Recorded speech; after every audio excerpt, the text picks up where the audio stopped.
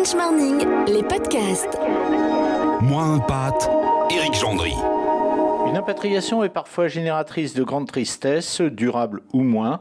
Cette difficile période du retour, notre invité de Moins un pâte cette semaine l'a vécu d'autant plus douloureusement que celle-ci mettait un terme à 20 ans de vie loin. Très loin de la France. Bonjour à tous, Sophie Dubois-Perraudin est avec nous cette semaine dans Moins un pâte.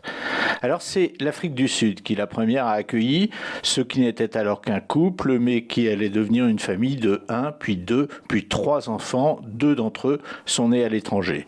Sophie a suivi son mari cadre dans l'industrie pharmaceutique. Elle le suivra encore en Argentine, au Japon et enfin à Singapour. Durant toutes ces années, Sophie n'a jamais cessé de travailler, se créant même de nouveaux métiers facilement praticables dans les pays où elle vivait.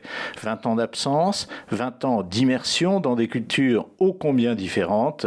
Et au bout du compte, une vraie difficulté à rester soi-même. Sophie Dubois-Perraudin au micro de Moins un pâte. Je crois que je reste fondamentalement française, puisque j'ai défendu d'ailleurs les couleurs de la France pendant ces 20 ans.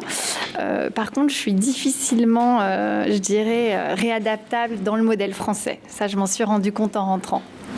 Pourquoi ? Ça m'intéresse. Pourquoi vous vous êtes rendu compte tout d'un coup que vous étiez difficilement réadaptable ? Parce que vous aviez beaucoup changé ou est-ce que c'était la France qui avait changé ? Je dirais que c'est peut-être les deux, si on veut être très honnête. La France, c'est indéniable. Elle a changé par rapport à il y a 20 ans. Je n'étais pas parisienne en plus il y a 20 ans. J'ai quitté Lyon. Donc déjà, j'étais née à Paris, mais j'avais quitté Paris. J'avais 9 ans. Donc voilà, je n'étais plus du tout... je n'étais pas parisienne. La France a changé, ça c'est sûr. On a été choqués en rentrant, mon mari, moi, et je crois qu'on est nombreux dans ce cas-là, donc c'est pas quelque chose qui m'est propre.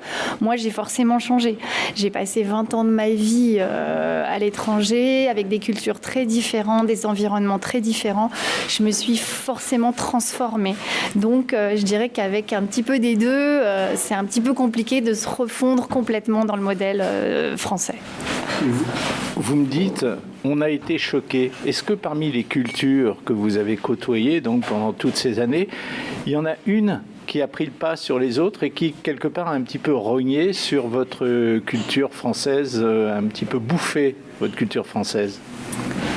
Je pense que l'influence de l'Asie, on a passé 3 ans au Japon, enfin presque 3 ans pour moi, et 9 ans à Singapour, a forcément une grosse influence. C'est une société très communautaire, on est vraiment dans l'antithèse de l'individualisme, on vit vraiment pour sa communauté, ses communautés, qu'elles soient au travail, au sein de son école, dans son voisinage, etc. On connaît ses voisins, on fait des travaux ensemble, on participe à une certaine vie communautaire. Ça, par exemple, c'est un des exemples, je ne l'ai pas du tout retrouvé en rentrant sur Paris. Alors Sophie, tout à l'heure, quand on parlait hors antenne, vous m'avez dit un truc, vous m'avez dit normalement le cycle d'expatriation n'était pas terminé, nous devions, mon mari et moi, partir à Boston. Mais alors, quand vous m'avez dit ça, sur votre visage, vous aviez un mal fou à dissimuler de la déception. Vous avez été déçu de devoir revenir en France ? Oui, on a été déçus pour plusieurs raisons. Bon, déjà, c'était le plan. Donc, j'avais plus ou moins préparé la famille. J'ai 3 enfants. Donc, voilà, le plan, c'était de partir. Donc, on était tous motivés, parce que le succès d'une expatriation, c'est d'en avoir envie et de s'y préparer. Donc, on s'y était un petit peu préparé.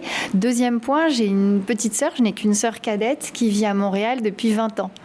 Donc, pour moi, c'était la première fois qu'on allait se rapprocher. Les 2 sœurs, on allait vivre à 1 heure d'avion. Et ça, c'était aussi quelque chose d'énorme pour moi. C'était quelque chose que j'attendais. Donc oui, il y a eu une double déception. Alors, justement, essayons de nous rappeler le moment où vous avez appris que finalement, vous n'iriez pas à Boston, mais que vous iriez de manière beaucoup plus pragmatique à Paris. Essayez de vous rappeler à ce moment-là comment vous avez réagi, Sophie, et comment vous avez réagi vis-à-vis du reste de votre famille, parce que vous étiez obligée de tenir la boutique vis-à-vis de vos enfants. Comment avez-vous réagi, Sophie ? J'ai du mal à masquer ma déception, ça c'est sûr. Je pense que je l'ai présenté comme une peur, en disant ça risque d'être compliqué. Et d'ailleurs, je pense que j'avais vraiment pressenti ce qui allait se passer. J'avais peur du retour en me disant je rentre dans mon pays et ça va finalement être aussi difficile, si ce n'est plus difficile qu'une nouvelle expatriation. C'était vraiment ce que je craignais, ce que j'anticipais et un petit peu ce qu'on a vécu en fait, tous en famille. Sur le plan pratique, on n'en a pas parlé, mais j'imagine que c'est parce que ça s'est bien passé, l'impatriation. Elle a été plus difficile psychologiquement que pratiquement pour vous, non ? Curieusement, pas seulement, parce qu'on n'avait pas de pied-à-terre, donc on est arrivé, on n'avait pas de logement, on n'avait pas de famille sur Paris, donc rien que pour inscrire des enfants à l'école, ça a été très très compliqué et très stressant. On n'est pas revenu à inscrire les enfants à la dernière minute, donc il y avait cet aspect-là, il fallait trouver un logement, ça a été aussi quelque chose d'assez compliqué. Moi, j'ai quitté une vie professionnelle de 20 ans et vraiment très très riche, j'ai eu beaucoup de chance sur mon parcours. Et là aussi, ça a été très compliqué. Puis les aspects pratiques comme l'assurance maladie, toutes ces choses-là, oui, on s'est retrouvés face à des blocages, à une administration très complexe. Pas forcément toujours très efficace. Là aussi, je pense que la situation du Covid était quelque chose qui a beaucoup ralenti pas mal de points, mais non, pratiquement, ça a été compliqué, pas seulement psychologiquement. Psychologiquement aussi, oui, ça a été difficile. Et au point de vue boulot, Sophie, en France, là, depuis un petit peu moins d'un an que vous êtes là, comment ça se passe ? Ça s'est pas bien passé parce que j'ai mis 8 mois à obtenir une carte vitale et que j'ai découvert que sans carte vitale, en fait, j'ai trouvé 2 fois des jobs et sans carte vitale, je ne pouvais pas travailler. C'était vraiment un aspect pratique et je recommande à tous les gens qui rentrent de vraiment s'interroger sur tous ces aspects pratiques, voir si possible les anticiper. Du coup, j'ai trouvé du travail, mais je n'ai pas pu travailler sans cette espèce de Graal administratif. Et du coup, j'ai fait une autre formation, toujours en vue de cette nouvelle carrière que j'envisage. Et j'ai fait donc une formation pendant les 8 mois qui ont suivi. J'ai fait une formation en sophrologie. Voilà, je suis devenue sophrologue. Et en me disant, voilà, ce sera toujours une corde de plus à mon arc. Quoi que j'en fasse, de toute façon, j'aimais cette formation, j'aimais le faire. Et puis, je me suis occupée comme ça, voilà, en travaillant et en faisant des accompagnements dans le cadre de ma formation. Alors Sophie, je vais vous poser une question qui ne sera pas facile et selon la longueur de votre réponse, ce sera la dernière ou pas. Une expatriation, par définition, on sait que c'est quelque chose de provisoire. On sait qu'on restera quelques années ou plus longtemps, mais on sait que ce sera provisoire. Une impatriation, on ne sait pas. Est-ce que pour vous, vous êtes dans un état d'esprit aujourd'hui de vous dire mais même si ça a raté il y a 1 an, j'ai très envie de repartir. Alors, vous m'auriez interrogé il y a quelques mois ou il y a 1 an, enfin juste après le retour, oui, je vous aurais dit je repars à la première occasion. C'est certain, on repart. Ça s'est présenté pour nous puisque mon mari a été chassé et on lui a proposé de repartir à Singapour 6 mois après notre retour, donc pour recommencer un poste en janvier 2021. On lui a proposé Hong Kong aussi et finalement on a dit non. Ouais. On a dit non parce que c'était compliqué à ce moment-là pour les enfants. Ils avaient fait beaucoup d'efforts pour essayer de se réintégrer, ils en faisaient. Et on s'est dit non, on ne peut pas repartir tout de suite. Donc on n'est pas reparti tout de suite. Et aujourd'hui, si on nous proposait un nouveau départ, on en a discuté un peu avec les enfants, parce que c'est un petit peu dans l'air du temps. J'en ai un qui rentre en seconde, mon aîné rentre en seconde l'année prochaine, et lui en particulier, il ne veut plus repartir. Donc vous êtes coincé ici ? Non, je dirais pas que je suis coincée. Maintenant, il faut on a eu un petit peu des difficultés à se réadapter, à s'installer. Je pense que maintenant, il faut construire, voilà, positivement et avoir un projet pro. Je pense que moi, de mon côté, le projet professionnel me réintégrera complètement. Ça, c'est indéniable puisque je suis jamais restée femme d'expatriée sans travailler. Et j'ai eu vraiment un parcours assez intéressant et avec beaucoup de chance. Donc, c'est ça qu'il faut que je remette en place et que je pense qu'on va tous trouver nos marques et que voilà, c'est une nouvelle aventure.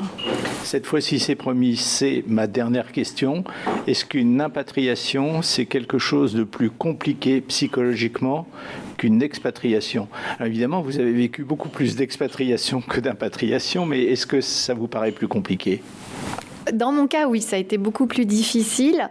Mais avec un petit peu de recul, je pense que quand on part à l'étranger, on se dit que voilà, on va tout découvrir. C'est à nous de nous adapter. C'est à nous de respecter cette nouvelle culture, d'apprendre la langue, enfin de faire tous les efforts quelque part. C'est à nous de nous adapter puisqu'on va chez quelqu'un d'autre. Quand on rentre chez soi, on a l'impression qu'on va y être un petit peu attendu. Que les choses vont être plus simples. C'est vrai, on parle la langue, on est censé connaître la culture, etc. Donc on se dit ça va être beaucoup plus facile. Et en fait, ça l'est pas vraiment. Et je l'ai déjà entendu, hein, c'est pas quelque chose de nouveau, mais c'est vraiment, il faut faire les mêmes efforts pratiquement que quand on repart, sauf qu'on s'y est pas forcément préparé ou on n'est pas forcément prêt à les faire. On s'attend à ce que ce soit naturellement plus facile et de ce fait, on est déçu ou on est plus dans la difficulté, je dirais, pour bien se réintégrer ou bien s'intégrer. Sophie Dubois-Perraudin était avec nous dans Moins Pat, l'histoire d'une jeune femme qui a mis un petit peu de temps à digérer son impatriation, mais qui, à l'évidence, en un mot, Sophie l'a digérée aujourd'hui. Oui, c'est clair. Et en tout cas, c'est ce que je veux faire. Je veux reconstruire ici. Merci Sophie. Merci à vous.